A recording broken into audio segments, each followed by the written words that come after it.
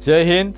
Geography का एक महत्वपूर्ण टॉपिक लेकर आए हैं नदियों के बारे में, जो गंगा के नदी के बारे में हम लोग जानेंगे कि गंगा का उद्गम होता है या दो नदियों से मिलकर बनता है। इसके बारे में जानेंगे, इस डाउट को क्लियर कर लेंगे कि उद्गम होता है या दो नदियों से मिलकर बनती है गंगा। तो इसके बारे में चलेंगे। तो पहले थोड़ा एक लाइन के साथ ही स्टार्ट करते हैं कि रख तू हौसला वो मंजर भी आएगा, रख तू हौसला वो मंजर भी आएगा, प्यासे के पास चलकर समंदर भी आएगा, थक कर ना बैठ ये मंजिल के मुसाफिर, मंजिल मिलेगी और मिलने का मज़ा भी आएगा। चलिए देखते हैं गंगा जी के बारे में कि उद्गम होती है या वो दो नदियों से मिलकर बनती है। तो हमारे जो पहाड़ी इलाके हैं ना, यानी ग्लेशियर है ना, ये ग्लेशियर से जब नदियाँ ग्लेशियर पिघलता है ना, तो नदियों का निर्माण करता है। ये ग्लेशियर का निर्माण कैसे होता है कि जब हमारे धरती से यानी पृथ्वी से ऊपर जाएंगे ना, तो हर एक 165 मीटर की ऊंचाई पर 1 डिग्री सेंटीग्रेड की कमी आ जाती है। और ऊपर जाते जाते जब 0 डिग्री सेंटीग्रेड होता है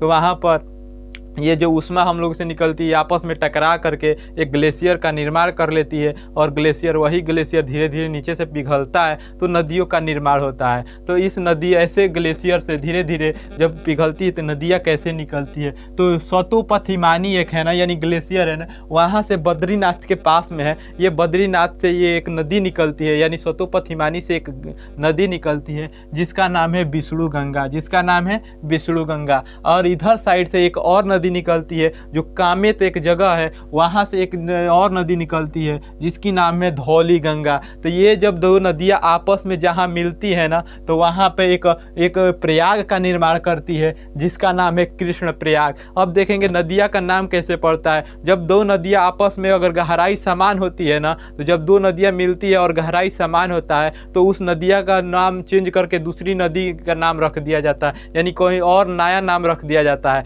लेकिन अगर गहराई, जिसकी गहराई अगर ज़्यादा होती है ना, उस नदी के नाम से आगे बढ़ती है। देखेंगे कि कैसे आगे बढ़ती है। तो जब ये दो नदियाँ विष्णु गंगा और धौली गंगा जब आपस में मिलती है ना, तो एक कृष्ण प्रयाग का निर्माण होता है, जहाँ से वहीं से एक नदी का नया नाम हो जाता है जिसका नाम है अलकनंदा, जिसका नाम है अलकनंदा। तो यहाँ पर कौन सा प्रयाग बनता है? कृष्ण प्रयाग। कौन सा बनता है? कृष्ण प्रयाग।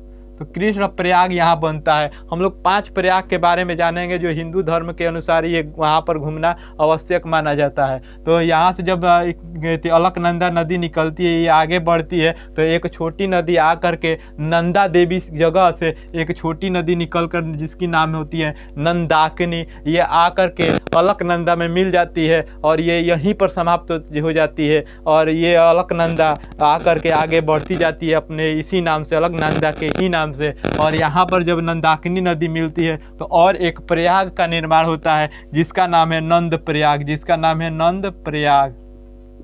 तो पहला कृष्ण प्रयाग, दूसरा नंद प्रयाग, और आगे यही अलकनंदा आगे अपने नाम से जानी जाती है और चलती जाती है। तो एक और पिंडारी एक जगह है, वहाँ से एक नदी निकलती है जिसका नाम है पिंडार नदी। अब पिंडार नदी को कर्ण गंगा के नाम से भी जानते हैं। ये नदी आ करके फिर अलकनंदा में आप मिल जाती है। ये अलकनंदा में जहाँ मिलती है उसका नाम है कर्ण प्रयाग। क्या नाम है? कर्ण प्रयाग।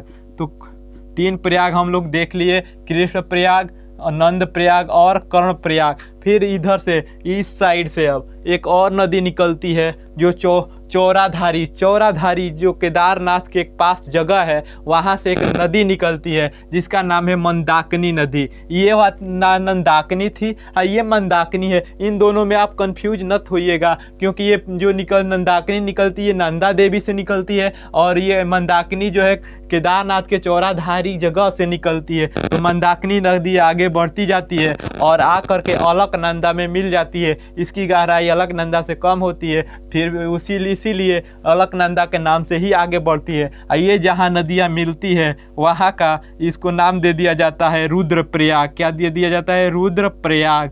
तो ये हम लोग 4 प्रयाग पढ़ लिए, कर्ण प्रयाग, नंदप्रयाग, कृष्णप्रयाग, नंदप्रयाग, कर्णप्रयाग और रुद्रप्रयाग। इसके बाद हम फिर आगे जाती है अलकनंदा के ही नाम से, तो वहाँ से फिर एक इधर साइड से एक और नदी निकलती है, जो ये बहुत फेमस नदी है। इसका कहाँ से निकलती है? ये गोमुख से, यानी गोमुख के गंगोत्री से यह निकलती है, जिसका नाम होता है भागीरथी। इसी नदी के नाम को ना उत्तराखंड में गंगा के नाम से जाना जाता है, तो भागीरथी को ही उत्तराखंड में गंगा के नाम से जाना जाता है। इसीलिए ये भागीरथी कहाँ से निकलती है? तो गोमुख से, यानी गोमुख के गंगोत्री से निकलती है। इसीलिए हम लोग कभी कभी कह देते हैं ना कि गंगा कहाँ से निकलती है, तो गंगा गोमुख के गंगोत्री से निकलती है। वहाँ से गंगा नहीं निकलती है, वहाँ से भागीरथी निकलती है। गंगा का आगे जाकर निर्माण होता है, हम देखेंगे इसके बाद। तो गंगा का निर्माण कैसे होता है? तो ये गोमुख से भागीरथी नदी निकलती है ना, यहाँ से यहाँ पर एक नदी आकर के आपस में मिल जाती है, जो खतलिंग से, कहाँ से? खतलिंग से एक नदी निकलती है जिसका नाम है भिलांगना। इस नदी का क्या नाम है? भिलांगना। ये भिलांगना नदी भागीरथी में मिल जाती है, और भागीरथ की गहराई ज़्यादा होती है, इसीलिए इसका नाम समाप्त हो जाता है और भागीरथी के नाम से भी आगे जाता है। तो यहाँ पर एक डैम बना है, एक बना है, पुल बना है, जिसका नाम है, बांध बना है, जिसका नाम है टिहरी बांध। भारत का सबसे ऊंचा बांध माना जाता है टिहरी बांध। तो यहाँ पर एक कौन सा बांध बना है? टिहरी बांध। तो पूछता है कि टिहरी बांध किस नदी पर है? तो भागीरथी नदी पर है। टिहरी बांध किस नदी पर है? भागीरथी नदी पर है। बहुत बार क्वेश्चन पूछा गया है एग्जामों में कि टिहरी बांध कहाँ पर है, तो भागीरथी नदी पर है, सबसे ऊंचा बांध है। ये नदियाँ आगे बढ़ती जाती है, भागीरथी नदी आगे बढ़ती जाती है, आ करके इधर से अलकनंदा आती है, इधर से भागीरथी नदी आती है, और आपस में यहाँ पर मिल जाती है। जहाँ मिलती है वहाँ पर देवप्रयाग का निर्माण, देवप्रयाग में आकर के मिल जाती है, वहाँ पर देवप्रयाग आकर के मिल जाती है, जहाँ देवप्रयाग इसका नाम हो जाता है। यहीं से दोनों नदियाँ जब आपस में मिलती है, इनकी गहराई समान होती है। आपको हम पहले ही बताया, जब दो नदियों की गहराई समान होती है तो एक नया नाम रख दिया जाता है, और जब कम होती है तो जिसकी गहराई ज़्यादा होती है तो उसके नाम से आगे जाता है। तो ये दोनों गहराई इसकी समान हो जाती है, और यहाँ पर एक नया नाम रख दिया जाता है, जिसका नाम होता है गंगा। तो गंगा यहीं से निर्माण हो, यहाँ से ही बन जाती है। तो पूछता है कि गंगा का निर्माण कैसे होता है, कहाँ से उद्गम होता है? तो कहीं से उद्गम नहीं होता है, ये दो नदियाँ से मिलकर बनती है। तो कौन कौन से नदी से मिलकर बनती है? अलकनंदा।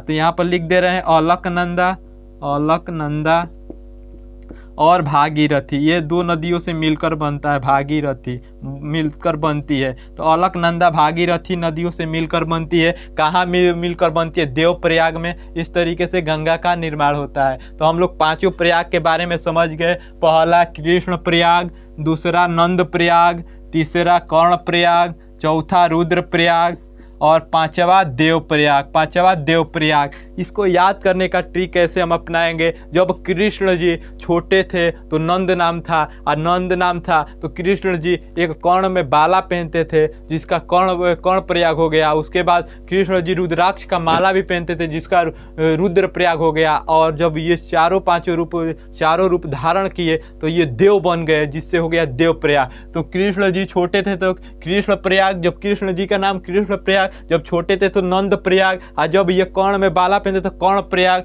और जब रुद्राक्ष की माला जब पहनते थे तो रुद्र प्रयाग, और यही जब सभी चीजों को धारण किए तो बन गए देव, जिससे हो गया देव प्रयाग। यहीं से गंगा का निर्माण हो गया, और आकर के हरिद्वार से ये मैदानी क्षेत्रों में प्रवेश हो जाती है। यहाँ से गंगा मैदानी क्षेत्रों से बहने लगती है। तो यहाँ से गंगा का निर्माण होता है। देखेंगे गंगा जी के बारे में कुछ एग्जाम में पूछे जाते हैं, उससे रिलेटेड क्वेश्चन देखेंगे कि गंगा की लंबाई कितनी है। 2525 किलोमीटर गंगा की लंबाई है। तो गंगा जी की लंबाई 2525 किलोमीटर। और ये कितने देश से मिलकर होकर बहती है? दो देशों से, एक भारत और दूसरा बांग्लादेश। तो भारत और बांग्लादेश से होकर बहती है। कितने राज्य से होकर बहती है? 5 राज्य से होकर बहती है। पहला उत्तराखंड यानी यूके, दूसरा उत्तर प्रदेश यूपी, और तीसरा बिहार, और चौथा झारखंड और पांचवा पश्चिम बंगाल। पश्चिम बंगाल ये पाँच राज्यों से होकर बहती है। सबसे ज़्यादा किस राज्य में होकर बहती है? तो सबसे ज़्यादा उत्तर प्रदेश में बहती है, जिसकी लंबाई 1450 किलोमीटर लगभग ये उत्तर प्रदेश में होकर बहती है। कहाँ गिरती है जाकर के, ये कहाँ समाप्त हो जाती है? तो ये जाकर के बंगाल की खाड़ी में गिर जाती है, यानी वहीं समाप्त हो जाती है। तो बंगाल की खाड़ी में ये समाप्त हो जाती है। बंगाल की खाड़ी में ये क्या हो जाती है? समाप्त हो जाती है। इसमें एक बार यूपीएससी में क्वेश्चन पूछा गया था कि कीटाणु क्यों नहीं पड़ते, यानी गंगा में कीटाणु क्यों नहीं होते, इसका कारण क्या है? तो गंगा में कीटाणु इसलिए नहीं होते क्योंकि जब ये पहाड़ी इलाके से होकर बहती है तो वहाँ पर बहुत प्रदूषण की मतलब ना मात्रा के बराबर प्रदूषण है। वहीं से एक बैक्टीरिया निकलते हैं जिसको बैक्टीरिया फेज कहते हैं, जो एक जीवाणु निकलते हैं जिसको बैक्टीरिया फेज कहते हैं। बैक्टीरिया फेज कहते हैं। इसी बैक्टीरिया फेज के कारण ये इसमें गंगा में कीटाणु नहीं पाए जाते हैं। और पूछा जाता है कि भारत में सबसे लंबी नदी कौन है? तो गंगा है। और पूछा जाता है कि गंगा हमारे भारत के पवित्र नदी कौन सी है? तो गंगा है।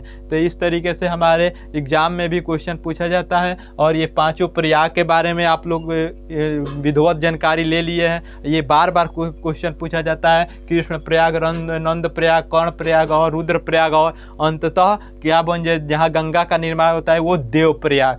कौन कौन से नदियाँ से मिलकर बनती है? अलकनंदा और भागीरथिया नदियाँ से मिलकर के बनती है। लेकिन गंगोत्री पूछेगा तो आप डाउट में नहीं रहिएगा, क्योंकि गंगोत्री से भागीरथी का निर्माण होता है जो उत्तराखंड में, इसी को गंगा कहा जाता है। गंगा का नाम गंगोत्री से नहीं, ये दो नदियों से मिलकर बनती है। आज से ये डाउट आप क्लियर कर लीजिएगा। धन्यवाद। जय हिंद, जय भारत।